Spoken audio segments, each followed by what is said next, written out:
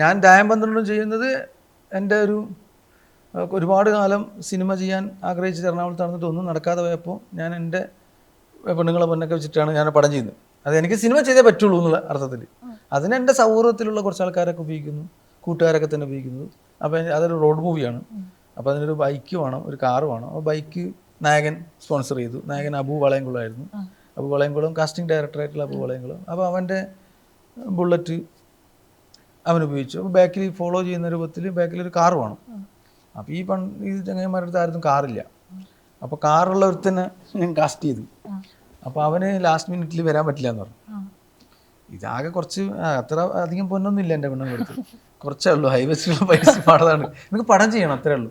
കാരണം അങ്ങ് അറ്റത്തെത്തി ഞാൻ, അത്രയും ശ്രമിച്ചിട്ടൊന്നും നടക്കാത്തതുകൊണ്ട്. അപ്പോഴാണ് റയീസ് പറഞ്ഞത്, പിന്നെ നാടകത്തിലൊക്കെ അഭിനയിക്കുന്ന നമ്മളൊരു സുഹൃത്തുണ്ട്, എൻജിനീയർ പഠിച്ചതാണ്. അപ്പോൾ ഞാൻ പറഞ്ഞു വാന്ന് പറഞ്ഞാൽ രാമനാട്ടര ബസ് സ്റ്റോപ്പിൽ വന്ന് ഇവനെയും കൊണ്ടാണ് വന്നത്. അപ്പോൾ എൻ്റെ ആ ക്യാരക്ടർ ദാമന്ത്രിലെ ഒരു ക്യാരക്ടറിന് പേരില്ല, പക്ഷേ അവരെ പെരുമാറ്റം കൊണ്ട് മനസ്സിലാവും അവർ ഏതാ മതം ഏതാ ജാതി ഏതാന്ന് മനസ്സിലാവും. അപ്പോൾ ലുക്മാൻ അവതരിപ്പിച്ച ക്യാരക്ടർ ഒരു അപ്പർ കാസ്റ്റാണ്, ആ ക്യാരക്ടർ.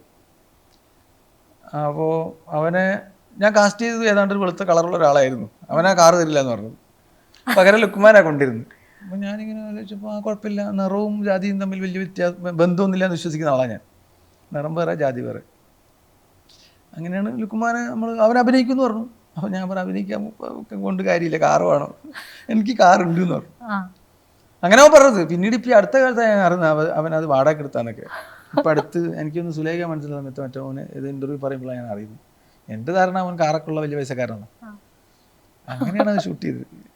പിന്നെ അതിനുശേഷം പിന്നെ അവൻ എറണാകുളത്തിന് നിന്നുകൊണ്ട് നിരന്തരമായ ശ്രമങ്ങളും അതിലാണ് അവൻ്റെ ഒരൊറ്റ പിന്നെ എഫേർട്ടിൻ്റെ റിസൾട്ടാണ്. ഞങ്ങളാരും അവനെ സഹായിച്ചിട്ടൊന്നുമില്ല. അത്രയും നല്ല സൗഹൃദം അവനുണ്ടാക്കി. എനിക്കൊക്കെ പുറമേ എറണാകുളത്ത് നിൽക്കുകയും അതിലൊരു പ്രത്യേക കഴിവുണ്ട് എനിക്ക്, അത് മെയിൻറ്റെയിൻ ചെയ്യണം. അത് എല്ലാവർക്കും ഉണ്ടാക്കാൻ എനിക്കൊന്നും ഇല്ലത്.